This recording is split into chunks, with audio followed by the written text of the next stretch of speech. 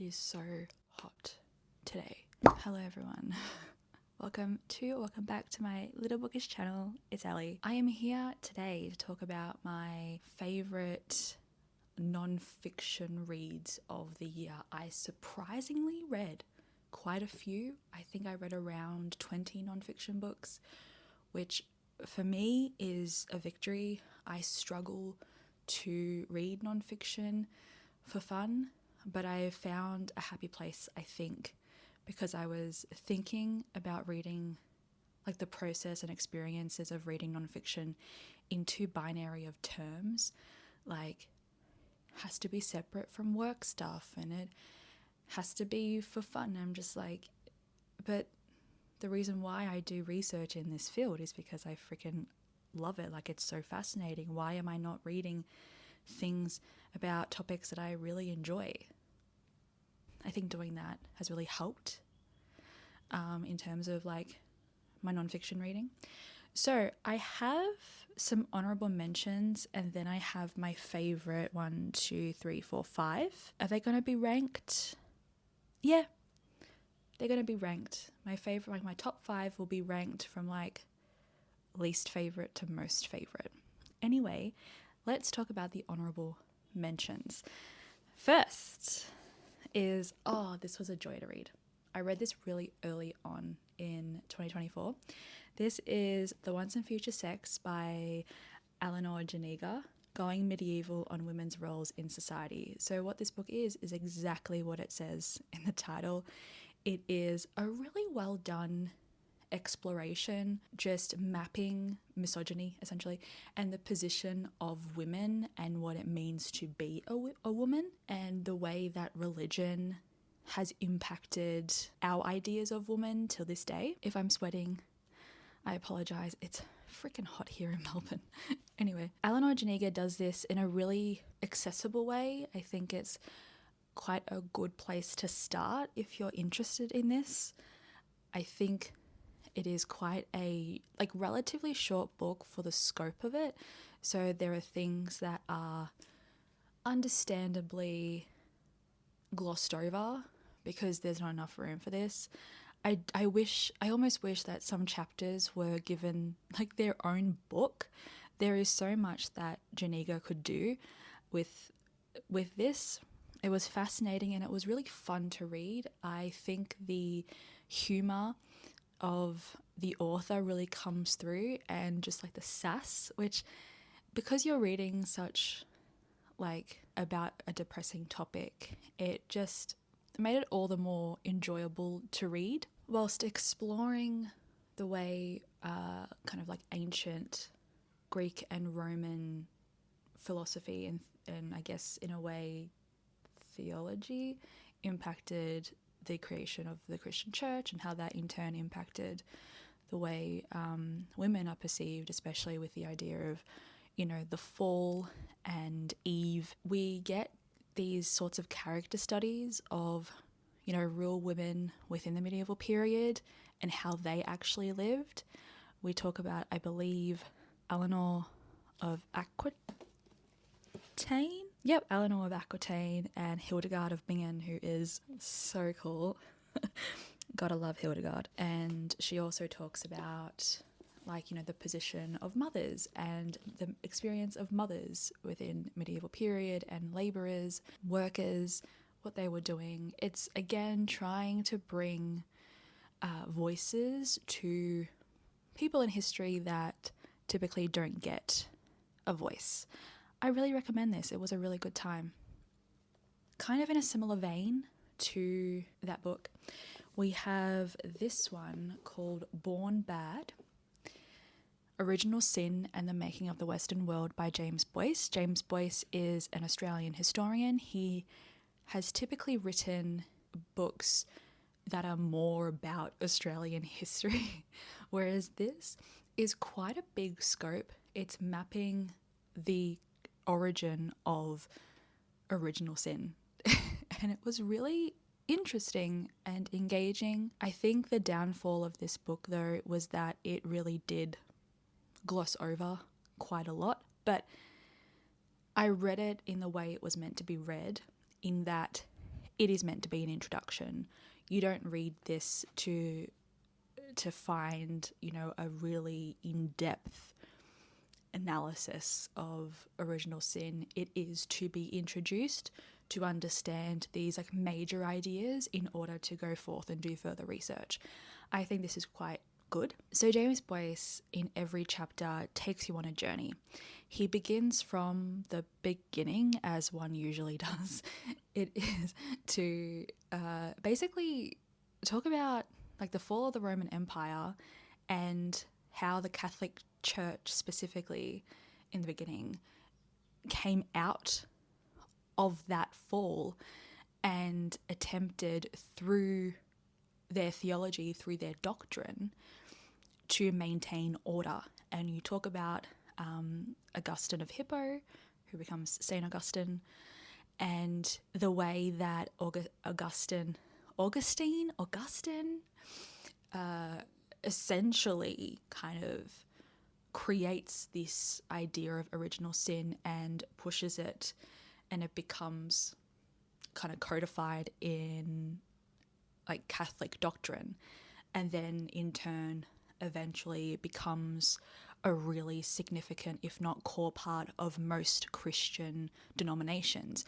He talks about Lutherans, Calvinists, he talks about the Reformation and Reformed churches, Puritans, the way that it then ventured into the United States and really was quite important in the creation of the Constitution and the Founding Fathers' perceptions of what it means to be human and how that in turn affected the way that they wrote the Constitution. So a lot of big ideas, but I think, again, as an introduction, this is quite good. I had a really enjoyable time. I think my favourite is the chapter where James Boyce details the like debate between Augustine and I believe his name was I forgot his name. Was it Julian? It was Julian. Julian was from a kind of sect of Catholicism that they called Pelagian. Anyway, Augustine and Julian they had like a 10-year-long debate. Augustine died writing his like 6th volume of, what's it called? Yeah, his 6th volume of his series against Julian. So like they were going at it for quite a long time. But a part of their argument was the idea of Jesus's erection, like whether or not, anyway, I just thought that was the most hilarious thing in the entire world.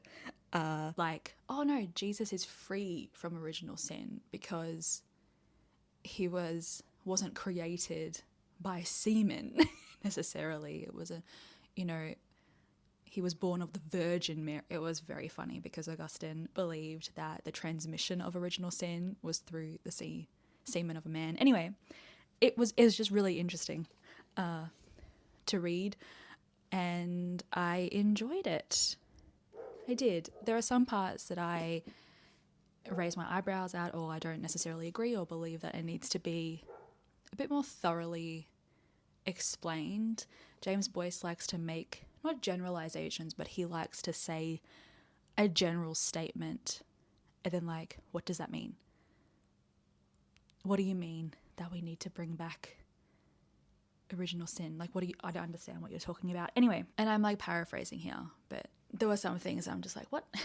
Let's just move on because I'm rambling again. The third honourable mention is The Force of Nonviolence by Judith Butler.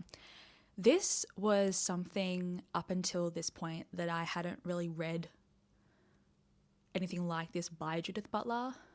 Majority of what I read from Judith Butler is based on like sexuality and gender theory. So this was very different for me. And I'm really happy that I read it, actually. This has been on my shelf for years, like when it came out. So this is exactly what it says in the title again. The Force of Nonviolence. It's a political philosophical book. It is exploring protests and protesting and violence and kind of state institutionalized violence. I think it touches a little bit on the prison industrial complex. It's very interesting because I found this quite interesting because I've never read anything like this before. So a lot of this kind of went over my head because this is not my field.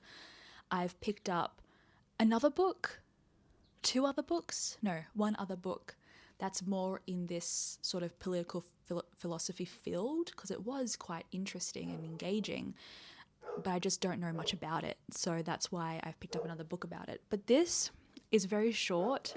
I wouldn't necessarily call this an introduction to a topic because this is very dense. It is not the most accessible or easy to read Judith Butler books.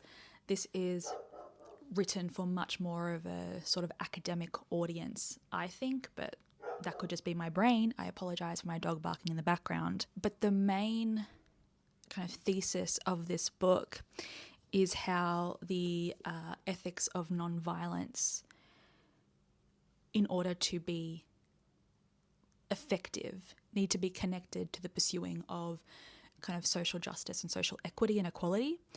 So I thought that was also very interesting. They also talk about how this idea of, being the ethics of nonviolence, it's not about being passive. There's a difference.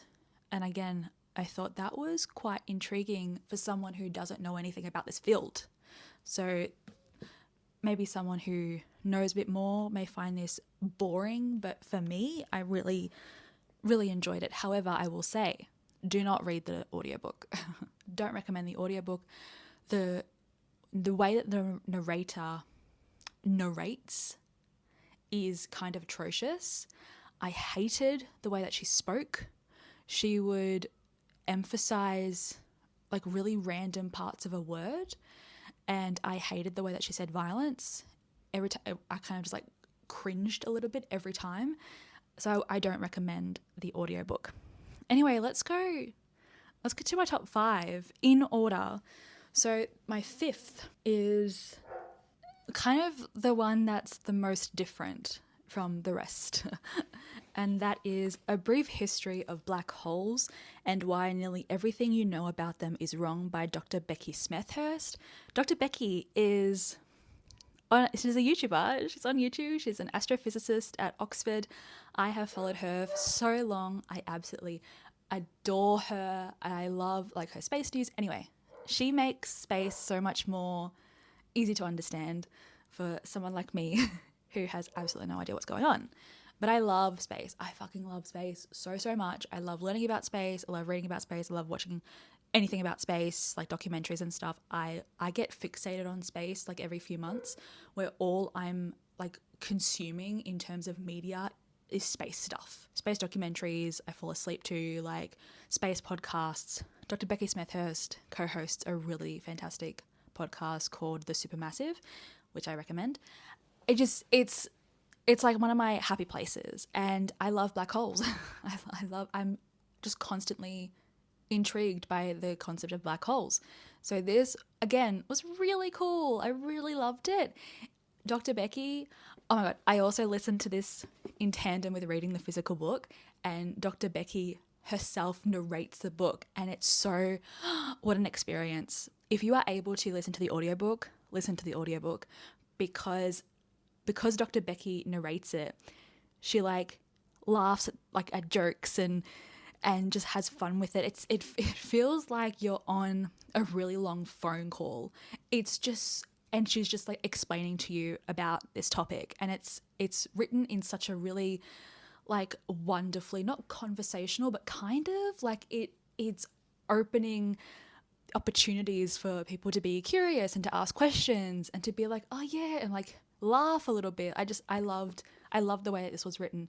Also, really, really cool things are being talked about. Each chapter or section, for some reason my book has bent a certain way. So every chapter of this book is centered on kind of a myth. And it's really, or not even a myth, but just a fact from popular culture. And I just think that it's really cool the way that Dr. Becky has structured the book, because it flowed really well and you were able to learn things, and obviously, but you were building upon what you've learnt throughout the entire book. And it reminded me slightly of, what was that book called? I'll have it here. Where the way that it was structured was based on like questions that he'd been asked as an astrophysicist, and then he would just answer them as like, it was just a really well done book. And this was exactly the same. It was just written really well, really interesting content. It wasn't written like a textbook. It was it was just perfect. And I would honestly reread this again, to be honest, because I love space. And you find out so many cool things. And she also talks about the like unwritten heroes, the women who are part of these projects or who've discovered things that we don't really talk about anymore. And it's just great. It's fantastic, and I highly recommend it if you love space, because I sure do. It is getting hotter and hotter in this room as we go along. I need to hurry it up. Number 4 is Complaint by Sara Ahmed. Sara Ahmed is a really intriguing scholar because they occupy a very different type of space in academia, in that they don't actually work within academia anymore. They sit outside of the academy, and in that way they're quite disruptive, and I freaking love that. They actually retired from their very prestigious professorship at an Australian university because of the way that this university was handling, I think, sexual harassment or sexual assault claims. Sara Ahmed is absolutely wonderful, and everyone needs to read them. Anyway, this is, I don't think their most recent book. I think it's the book before the most recent publication, and it was based on a study that she did after she left the academy, because her bringing out into the open like why she left and like the reasons pertaining to that just meant that all these people were getting in contact with her about their own experiences with complaint, especially in the case of sexual harassment in the workplace. And this entire book is about those experiences of the people that reached out to her and who then agreed to share their stories. The stories in here will make you angry and will completely shift your perception on the academy. I, as someone who kind of works in the academy, I'm just a lowly casual, so I'm not fully in the hierarchy. I knew this, unfortunately, through the experiences of other people, especially when I was a PhD student. As a student representative, I had a lot of people disclose to me what they were going through with their PhD supervisors, for instance, and I didn't know what else to do, because you're not like, it was so hard to do anything because as a student rep you have no power other than point the people who are coming to you because they somehow see you as a safe person, which I was very grateful for. But it was just so hard because the bureaucracy of the institution doesn't necessarily allow or encourage complaint. There's no real systems for it. Like, what do you do if you have a complaint about the person that is your supervisor? Like, where do you go to? No one tells you because it's not spoken about. It's something that's invisible and pushed to the side.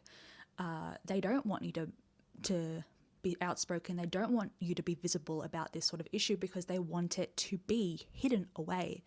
And this entire project was about bringing that out in a way that is meant to be confrontational.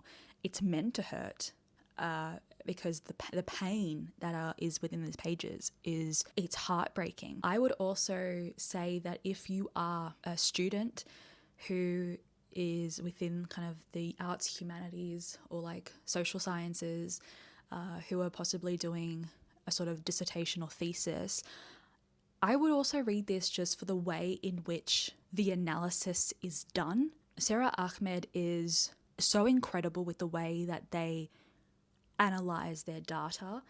And I know that sounds really horrible to say, but the discourse analysis, you know, just like if we're talking about like the method, like the methodological kind of approach, it is an incredible example of incredible research. So if you're interested in that sort of thing, I would recommend this as well, but huge trigger warnings. Please be careful. It is a heavy book, it is a hard book, and it's meant to be. And I think that's why I still think about it. I'm currently in the process of of transferring my annotations and like underlined quotes and stuff to a notebook, because I think that's important. I want to have a sort of archive of kind of these sorts of books that I've read, especially if they're related to the work that I do. The field that I'm within is education, but specifically the sociology of education, looking at gender and sexuality and religion and the experiences of that with young people, like students, just overall young people, with adults, like teachers and staff. So I am currently doing that with all of these books, but this one I know I'm going to be like, look, all these dog ears, I'm going to be spending a really long time with, because there was just so much in here, so much meat. It really unpacks the process of complaint and the way that people who complain, how they are perceived. And the majority of the time, people who complain are women. And so you have this stereotype and kind of sexism that comes out. And it was just a really impactful reading experience, and I recommend it if you are interested. Book number 3. I finished this in December, actually. This took me, I think, a couple months to read, because I read most of these books on commute to work, and I was commuting 5 days a week and into the city. And so I was getting through quite a lot of them during the semester, and then semester ended, so it took me slightly longer to read through them. But this one is called The Terror of the Unforeseen by Henry A. Giroux. Now, what do you think this book is about? Comment down below right now. You see this. What do you think it's about? You see this cover. Because it's not what you think it is. This is about Trump. Basically, it's about Trump. This was written during the first reign of Trump, and it was released in 2019. Reading it in the aftermath of the US election of 2024, realizing that Trump is coming back into office, it was terrifying, to be perfectly honest, reading this in that aftermath, because everything that Trump has done, reading about what he's done, and then knowing that he's going to be back in office to further what he's already done and the harm that he's done, like I don't know, like the amount of shit that someone can get up to in 4 years is batshit insane. But this was about the reign of Trump, specifically looking at the way that Trump uses language and his type of rhetoric to maintain control, to coerce the masses into ensuring that he remains in power and the people that he keeps close to him. It also looks at this idea of neoliberalist fascism, or fascist neoliberalism. It's kind of a concept that Giroux introduces in this book, and it's the particular taste, the particular flavour, I should say, of Trump's presidency. Basically, Giroux talks about how fascism needs to be understood to be nuanced, essentially. Like, that leader isn't fascist. Like, do you remember Hitler? And Giroux is like, yes, Hitler was a fascist leader, but so is Trump, because the particular type of fascism that is coming out in the United States is obviously different to 1930s Germany.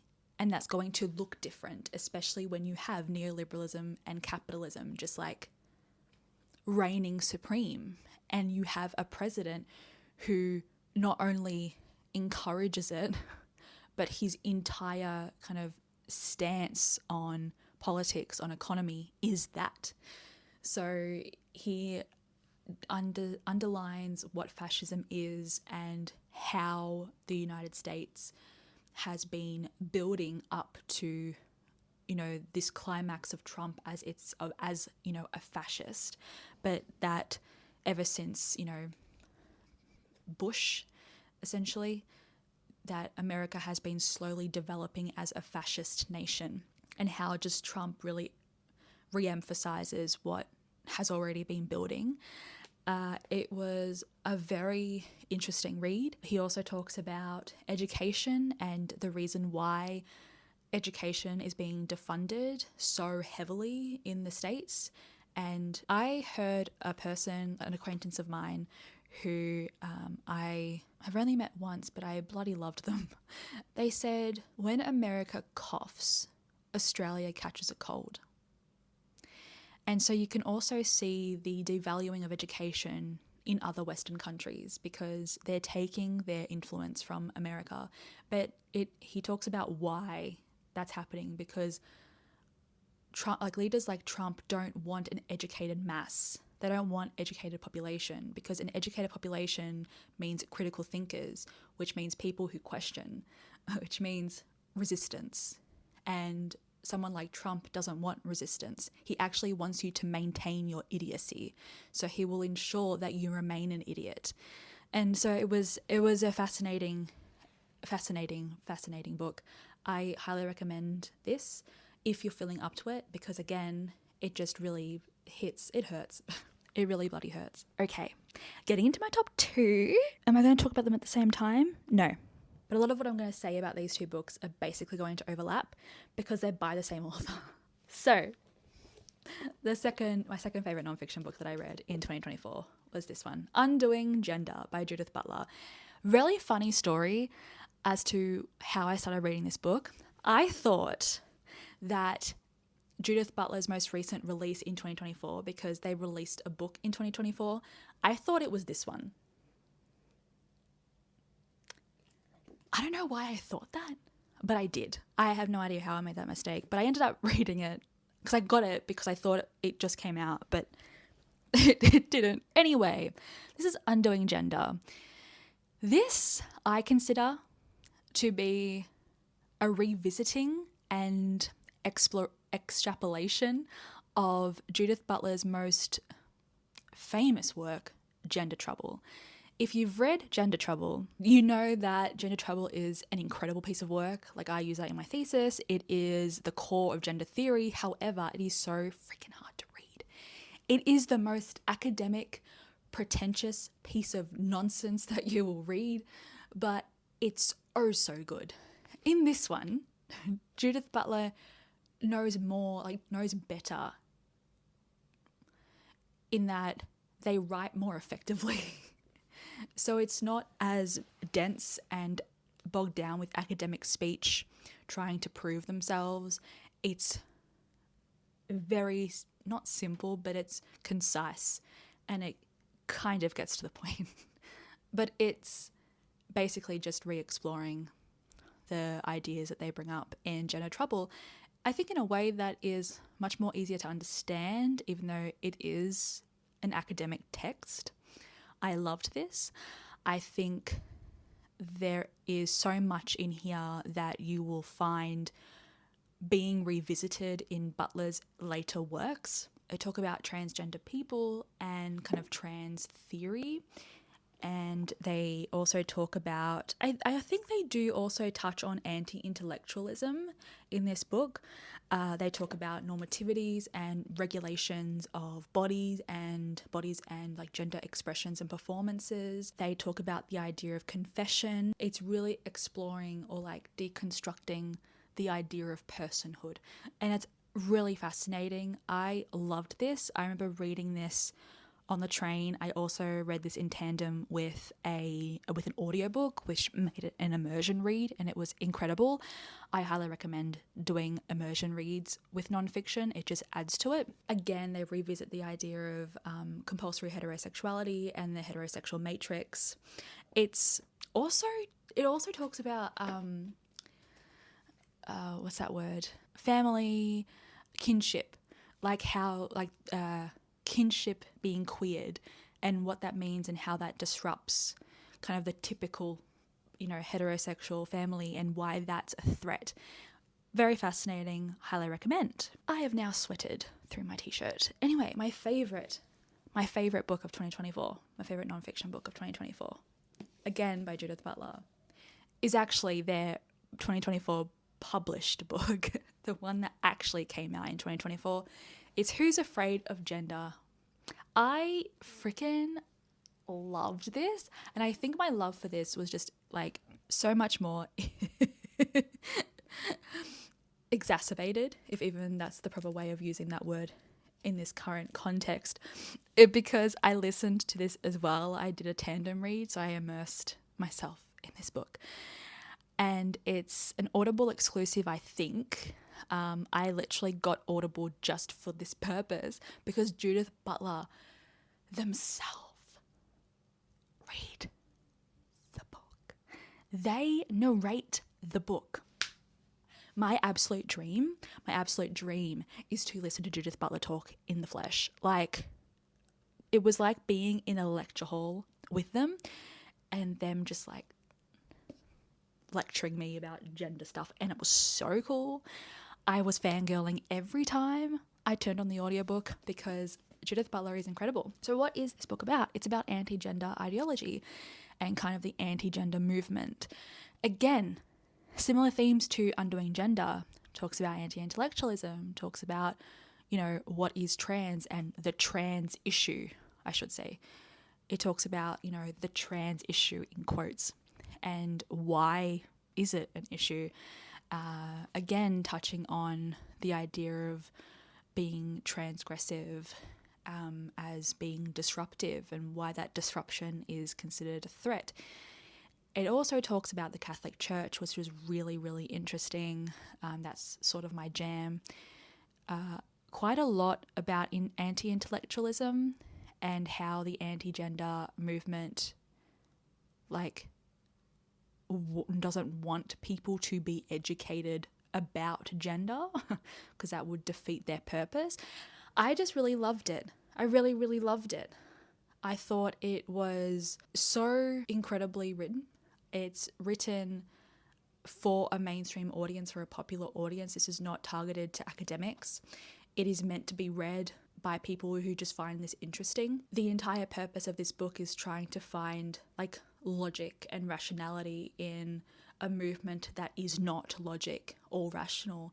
But I think Judith Butler is doing that just so to help combat the anti-intellectualism, right? It's just so that the audience can also be like, oh, they're kind of right, hats off to them. I went to a symposium that was based around this book, and one of the keynote speech was about kind of a criticism on this book, and I thought the criticism was really interesting because it made sense. It was, Judith Butler is trying to say, is saying that this movement is not rational or logical, but what they're doing is kind of, there's no point to it. There's no solution. They're just talking about it. Again, I'm really paraphrasing here and I'm most likely misremembering. And I thought that was funny as a critique because I feel like majority of the time, academics that's what they do. We're not necessarily solving issues. We're just bringing them to the forefront. We're just talking about them. We're just bringing voice to situations that, need to be voiced, need to be unsilenced, so to speak. And I think this book is possibly just an attempt at this gender theorist.